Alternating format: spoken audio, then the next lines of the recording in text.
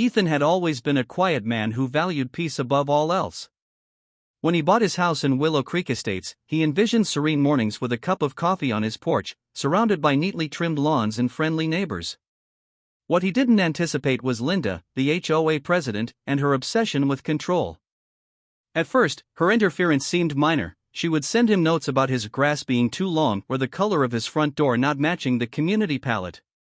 Ethan, meticulous about his property, would immediately comply, only to receive another complaint the following week. Neighbors whispered that Linda had a vendetta against anyone who dared stand out. Ethan didn't engage in gossip, he focused on his work and maintaining his home. Yet, Linda's inspections became more invasive. One afternoon, Ethan returned from work to find a formal letter in his mailbox accusing him of installing unauthorized security cameras. They ruined the neighborhood aesthetic, the letter claimed, even though many neighbors had visible cameras. Ethan knew he wasn't breaking any laws, he had installed them for safety. This was the beginning of an escalating tension that would soon spiral into a full-blown nightmare. Linda seemed to enjoy pushing him, sending veiled threats and passive-aggressive notes, implying that he could face fines or legal action. Ethan began documenting every interaction, knowing that her behavior was obsessive and unjustified. He sensed that Linda's enforcement of rules was more about exerting power than keeping the community safe. He tried to remain calm, believing that reason and patience would prevail. But each note, each complaint, each false accusation was like a spark on dry tinder, igniting a quiet storm. What Ethan didn't yet know was that Linda's obsession would soon cross the line into criminal territory, a line that would put him in direct danger. Weeks turned into months, and the letters, fines, and warnings from the HOA only intensified. Ethan's property was immaculate, he followed every rule, but Linda's scrutiny never ceased. She began calling him at odd hours, leaving aggressive voicemails demanding compliance with imaginary community standards.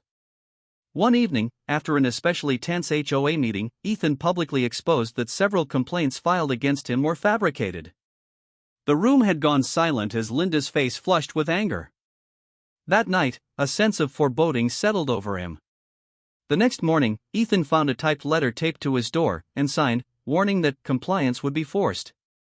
Something about the phrasing sent chills down his spine.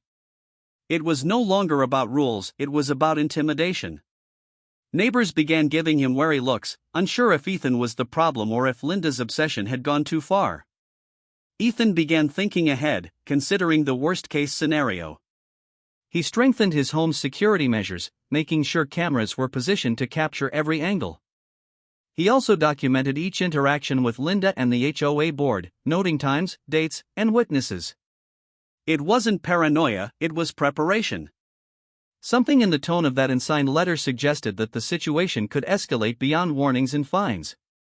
Little did he know, the escalation would come faster and more violently than he could have imagined. It was a quiet Thursday night when the nightmare materialized. Around 10 p.m., two men in dark uniforms knocked aggressively on Ethan's door. They claimed to be police officers investigating illegal surveillance on the property. There was no marked vehicle outside, no badge numbers, and the patches on their uniforms looked cheap and poorly made. Ethan, trained to stay calm in tense situations, asked to see identification. The men ignored his request, pressing forward with threats. One man shoved his shoulder against the door. Ethan's heart raced. He knew real police didn't act this way. He calmly stated he would call the county sheriff, which caused the men to hesitate, their confident postures faltering. Their aggression was palpable, they expected fear, compliance, and submission.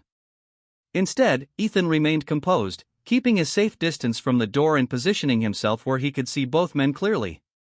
He quickly realized this wasn't a legitimate investigation, it was intimidation orchestrated by someone with knowledge of his schedule and home setup.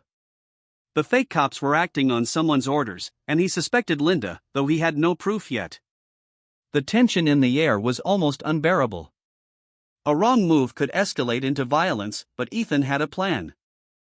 Ethan retreated inside, keeping his hands visible while slowly reaching for his firearm, legally stored and registered. The men had finally forced the door just enough to step inside when he held up his gun at a safe angle, never pointing directly at them. "Step back," he commanded, voice steady, calm, but firm. 911 is on the line, and every second is being recorded. The moment was electric. The men froze, suddenly aware that they had underestimated their target. They were no longer in control. The security cameras recorded everything: their faces, their movements, their threats. Ethan's calm assertion of his rights and readiness to defend his home caused the intruders to retreat in confusion and panic. They bolted to a waiting car parked outside and sped off before the sheriff even arrived. Within minutes, real deputies arrived, took statements, and reviewed the footage. They confirmed that the intruders were impersonators, and not law enforcement in any capacity. Ethan's quick thinking, preparation, and composure had prevented what could have been a disastrous confrontation. Investigations revealed that the fake cops were part of a small private security company secretly hired by Linda. She faced criminal charges for harassment, impersonation, and attempted home invasion. Several HOA board members resigned, distancing themselves from the scandal. Ethan's evidence, collected meticulously over months, ensured that Linda could not deny her actions. The neighborhood breathed a collective sigh of relief as Linda was removed from the HOA, and Ethan regained a sense of safety in his own home. His cameras remained in place, a silent guard and a record of truth. Neighbors came forward to thank him for exposing the abuse of power that had affected not just him, but the community as a whole. Ethan reflected on the ordeal. A quiet, careful man had faced harassment, intimidation, and potential violence, but by staying calm, preparing meticulously, and asserting his legal rights, he had survived. The lesson was clear: power corrupts when unchecked, but courage and prudence can prevail, even against the most audacious of bullies.